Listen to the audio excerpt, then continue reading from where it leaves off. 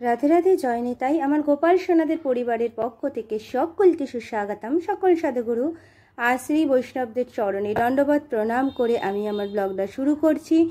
আজ ব্লগে তোমাদের সেবা দর্শন করাতে করাতে আমি জানাবো অক্ষয় তৃতীয়ার মাহাত্ম্য, কেন অক্ষয় তৃতীয়ার এত মাহাত্ম্য রয়েছে। আর এই অক্ষয় তৃতীয়া হলো খুব শুভ মুহূর্ত। এটা হলো চান্দ্র মাসের শুক্লাপক্ষের তৃতীয়া তিথি।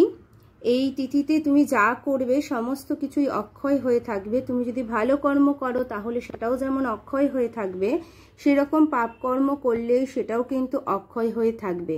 তাই খুব সাবধান, এই অক্ষয় তৃতীয়ার দিন তোমরা কিভাবে চলবে সেটা তোমাদের উপর নির্ভর করছে। তোমরা যেমন কর্ম করবে সেই সমস্তটা কিছুই চির অক্ষয় হয়ে থাকবে। তাই এই তিথির নাম হলো অক্ষয় তৃতীয়া। আর এই অক্ষয় তৃতীয়ায় কি কি হয়েছিল সেটা তোমাদের সাথে শেয়ার করছি, আর তোমরা জানবে। আর আরেকটা বিশেষ কথা জানাবো যে অক্ষয় তৃতীয়ার কি কি হলে কি হতে পারে সেটা তোমাদের জন্য রয়েছে বিশেষভাবে। তোমরা সাথে থেকো, পাশে থেকো, আর সকলকে জানিয়ে দেওয়ার শেয়ারের মাধ্যমে সকলকে জানিয়ে দিও। আর এই অক্ষয় তৃতীয়ার দিন ভগবান বিষ্ণুর অবতার রূপে যিনি এসেছিলেন, পরশুরামের আবির্ভাব হয়েছিল এই অক্ষয় তৃতীয়ায়।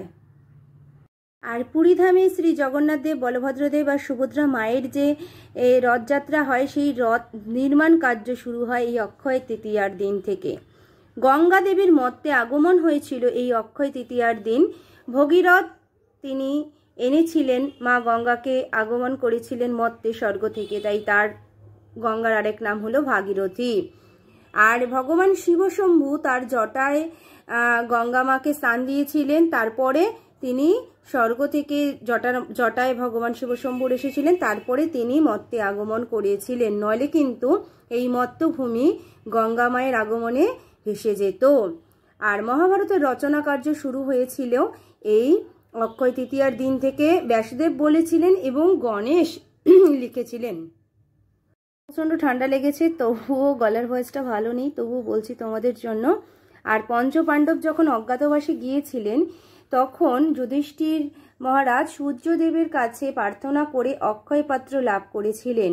সেই অক্ষয় পাত্রের খাওয়ার শেষ হতো না যতক্ষণ না লাস্ট অবধি দ্রৌপদী সেই খাওয়ার শেষ করতেন, মানে খেতেন। তারপরেই অক্ষয় পাত্রের খাওয়ার কিন্তু কমে যেত। সেই অক্ষয় পাত্রের খাওয়ারের মাধ্যমে সমস্ত মানুষকে খাওয়ানো যেত। আর দ্রৌপদীর বস্ত্রহরণ করতে চেয়েছিল দুঃশাসন এই অক্ষয় তৃতীয়ার দিন। তখন ভগবান শ্রীকৃষ্ণ মিলিয়ন বস্ত্র দিয়ে দ্রৌপদীর যে বস্ত্রহরণ, সেই বস্ত্রহরণকে তিনি নিবারণ করেছিলেন। আর এই বিশেষ যে ঘটনাটা সেটা তোমাদের সাথে পরবর্তী সময়ে ব্যাখ্যা করব যদি ঈশ্বর আমাকে আদেশ দেন। আর এই কুবের দেব মহাদেবকে সন্তুষ্ট করে এই অক্ষয় তৃতীয়ার দিন বিশাল ঐশ্বর্য লাভ করেছিলেন এবং স্বর্গের কোষাধ্যক্ষ ও পদ তিনি লাভ করেছিলেন। সেই জন্য নারায়ণ এবং বৈভব লক্ষ্মীর এই অক্ষয় তৃতীয়ার দিনে পূজা করা হয়। ঐশ্বর্য বৃদ্ধি লাভ হয় এই অক্ষয় তৃতীয়ার দিন যদি পুজো হয়। সুদামার যে কুঠির, সেই সুদামা ভগবান শ্রীকৃষ্ণের সাথে অক্ষয় তৃতীয়ার দিন সাক্ষাৎ করতে গিয়েছিলেন এবং তার যে কুটির সেটা রাজপ্রাসাদ করে দিয়েছিলেন ভগবান শ্রীকৃষ্ণ। আর এই সুদামার সম্পর্কেও কিছু কথা তোমাদের জন্য পরবর্তী সময় রয়েছে। এই সুদামা হলো ভগবান শ্রীকৃষ্ণের পরম বন্ধু। আর কেদারনাথ, বৈদ্রীনারায়ণ, যমুনেত্রী এবং গঙ্গোত্রী, এই যে চার ধাম রয়েছে উত্তরাখণ্ডের, এই উত্তরাখণ্ডের চার ধাম 6 মাসের জন্য বন্ধ হয়ে যায় হলো ভাতৃ দ্বিতীয়ার দিন থেকে।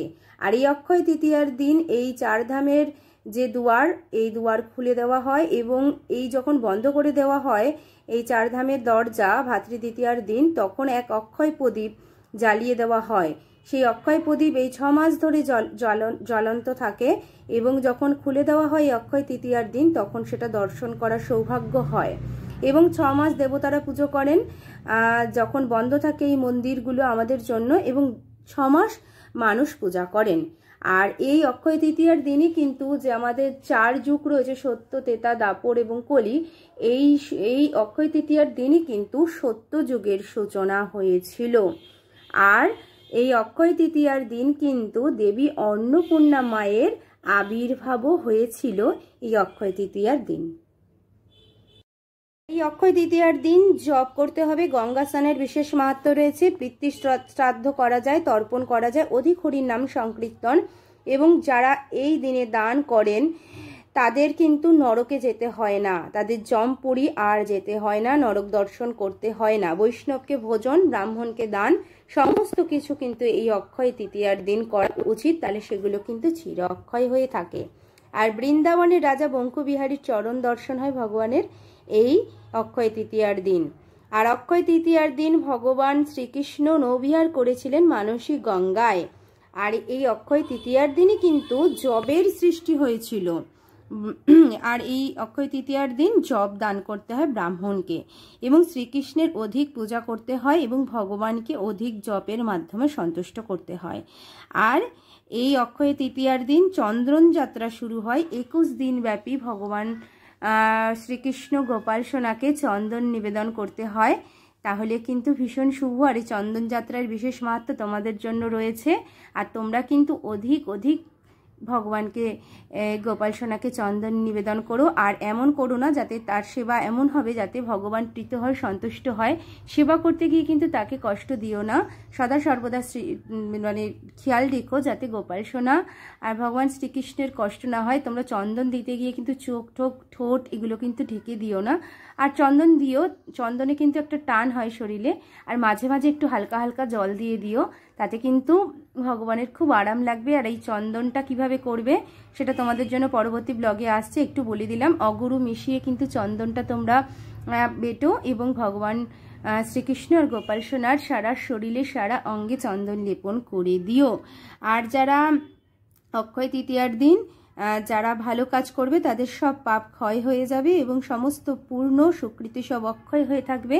চির অক্ষয়ভাবে তারা ভগবানের শ্রীধামে গমন করতে পারবে। ভগবান শ্রীকৃষ্ণ তার হাত ধরে তাকে নিজ ধামে নিয়ে যাবেন।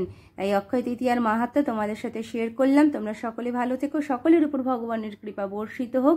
জয় রাধে, জয় নিতাই, জয় জয় রাধে শ্যাম, বলো শ্রী বৃন্দাবন ধাম, জয় গোপাল সোনা। সবাই আরতির আজ নিও। রাধে রাধে।